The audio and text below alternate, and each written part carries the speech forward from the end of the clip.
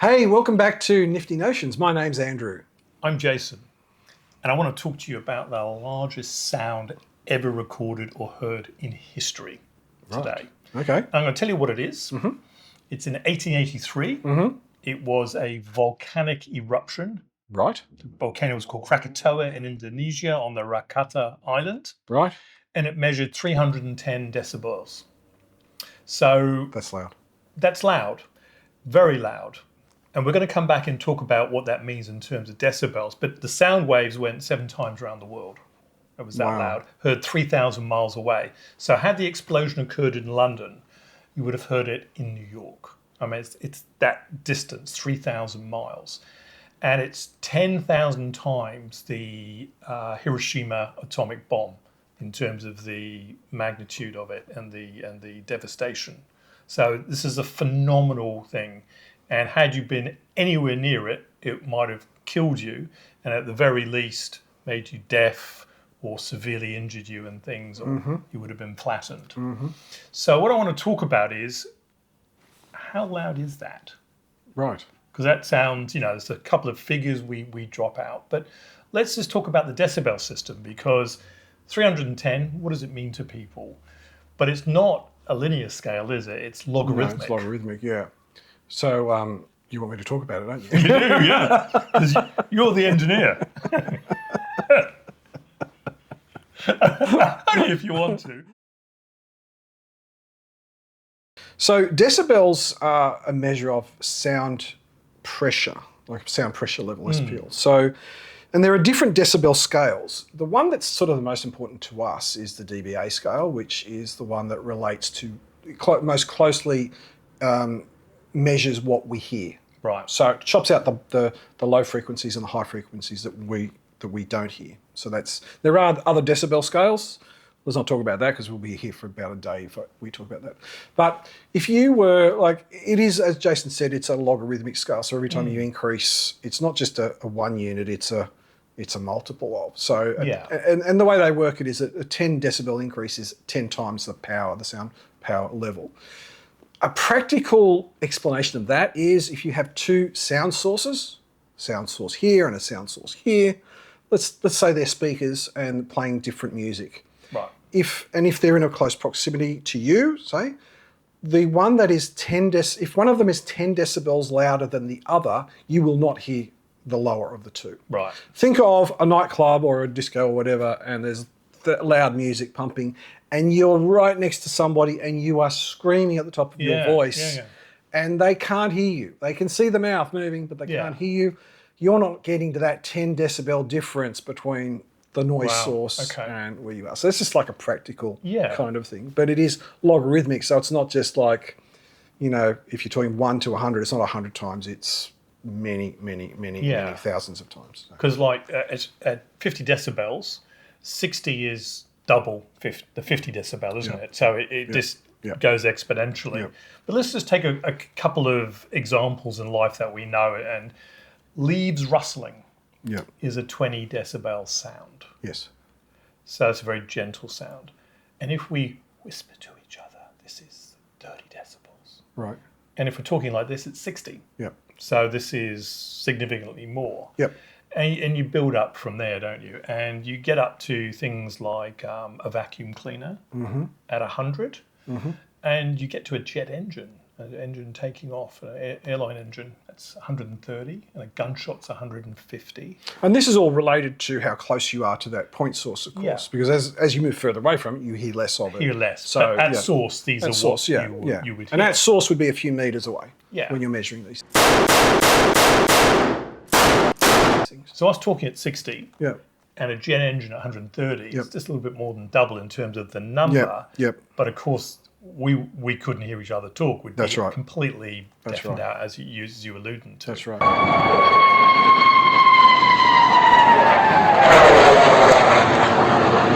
So as you go up this scale, there's a point where these sound waves change at 194. When you hit 194, things change around sound waves and shock waves. Right. Because the air, I believe, is moving faster than the sound. And therefore, this is where we get these sonic booms, isn't it? And it's interesting that you talk about sonic booms because the speed of sound, which is in air, is around 340 metres per second. Yeah.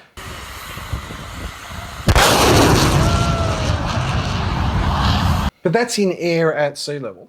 Yeah. And the speed of sound through more dense mediums is substantially higher or faster. Right. So I think through water, the speed of sound, I do have it here in my notes. Here we go. So the speed of sound through air is 343 metres per second at sea level, because it's denser here than if you're up on a mountain, for example. Yeah, or on Concorde. Exactly. The speed of sound through fresh water is 1,480 metres per second. Wow. So that's substantially more. That's five times. Yeah. And then seawater, it's 1,500 metres per second. So it's a little bit faster, 20 metres per second faster than seawater. So seawater is a little bit more dense than freshwater. But if you're talking about the speed of sound through steel, something solid, 5,000 to 6,000 metres per second. So theoretically, that's ridiculous. You could hear a sound many times over from the same source if, let me see, if you had an engineer's stethoscope. You ever heard of that? No. It's called a screwdriver. So I learned this when I was a fitter, because I'm a professional engineer, but I was a fitter first. The engineer's stethoscope is you get a screwdriver, usually a big one, with a big handle, and you put, not the pointy end, you put the round end up against your ear, and you put the pointy end on a machine piece. Right. And you can hear everything that's going on in there. So bearings, for example, if there's a broken bearing or there's some grinding sound. Today I'm going to show you how you can fix rattling noises in your car using a giant screwdriver. I'll stick one end in my ear and the other on metal parts of the engine. Now I can hear the noise a little here, but it's not that loud. You have to find it where it's the absolute loudest, so listen all over the place. So if you had that on a big piece of steel, on a really long piece of steel, and there was a noise source at the other end of that steel, you're going to hear that 5,000 to 6,000 metres per second. And then if you're able to, within time, jump into an ocean or a lake at the same time from the same source, assuming this is all possible, you would then hear the sound again. And then if you pop your head, that's right, relative terms. And then if you pop your head out of the water, you're going to hear the sound again. Yeah. I mean, is that the kind of experiments you'd do? Numbers and go, if you do this, because I don't think anyone could do that. No, and still live to tell the tale. But it's kind of related, you know, with you know, and the reason for that is air is very not dense. Yeah. You know, there's a lot of gaps between different particles, and each particle has to kind of move to move the next one. With a liquid like water, the particles are much closer together, so there's not much compressibility, if none. Yeah. But with something like steel, there is zero. Well, there is compressibility, but not for for transmitting sound. It's really quick, and you can see that in those numbers. So that's how sound sort of moves. And just to elaborate on that analogy, imagine if you had some snooker or billiard balls, and you had them spaced apart.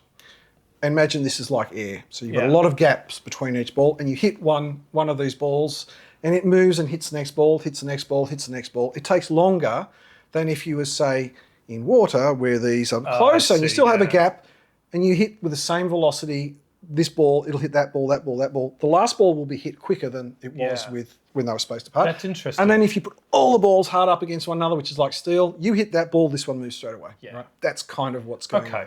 So that's really interesting, because we're talking about 194, in Krakatoa was 310. Yeah. And again, we talk about a logarithmic scale. So we're well beyond that initial shockwave sonic behavior. We're well into stuff. Yes. So anything that sound would have occurred nearby would have been flattened, right? Yes. Well, there's sort of this, and this brings us to the, sorry to interrupt you, but the difference between a sound wave and a shock wave. Yes. So, a sounds, if you think of the most obvious way to see sound in action is a subwoofer. Oh, a subwoofer, yeah. You see them going in and out like this. That's right. So higher frequency sounds, like from the twitters, they're high frequency, so the speaker is going so fast you can't see it. But low frequency sounds like bass sounds are slower, and you can actually see it. Yeah, you can, so what happens is the air's moving backwards and forwards. That that movement in the air makes it to our ears. Our eardrums do this. It moves a little hammer in there, which jiggles the cochlea, and we hear sound. That's how sound is transmitted, but then a shockwave is just heading in one direction. Okay. But it could be carrying sound with it, where that shockwave is moving, but it's also doing this at the same time. So it's moving, but at the same time it's doing this. So you've got the sound and the shockwave, which is what an explosion is, which is what Krakatoa was. And it would have flattened anything in its path. Yeah, and that would be the shockwave. Yeah. Yeah. And that went 7 times around the world. Yeah, that's pretty incredible. Unbelievable, isn't it? Yeah. So let's take a couple of recent comparisons just to talk about how big this was, because we've talked about the logarithmic scale decibels, and 310 is this as a number way out there. It's 10,000, as I said, times the force of Hiroshima's atomic bomb. So in 2020, I think the Beirut explosion took place. You remember that, don't you? Yep. Where a whole bunch of explosives were let off, and it was incredibly loud and devastating. Ammonium nitrate. Ammonium nitrate. Yeah, that's nasty, that stuff. Yeah, and volatile. Yeah. And that explosion itself was 1/20th of Hiroshima. So huge in itself, right? Yeah. Because that is not insignificant, but 1/20th. Yeah. And Krakatoa is 10,000 times. Yeah. So that's a 200,000 bigger effect that Krakatoa had. Yeah. I mean, that is off the scale Yep. when we think about things like that. Yeah. And it also highlights the difference between sound wave and what's the other word? Shockwave. Shockwave, thank you. Sound wave and shockwave. Because you can hear a large sound like thunder. Yeah. And that could be kilometres away, miles away, right? And you see it. You see the lightning flash, and then the speed of sound is travelling at 343 metres per second. And if you count 1001, 1002, 1003, that'll be 3 seconds.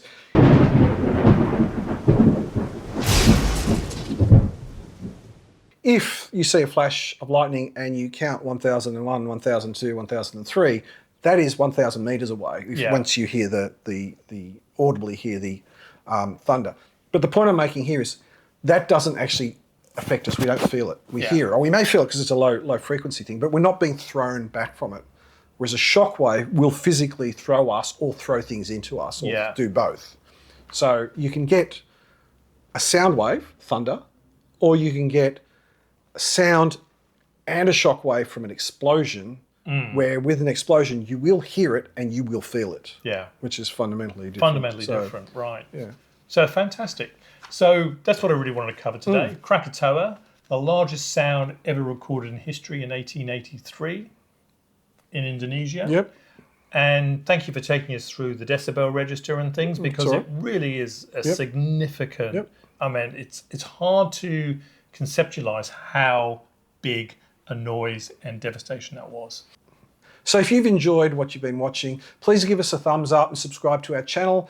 My name's Andrew. I'm Jason. We'll see you next time.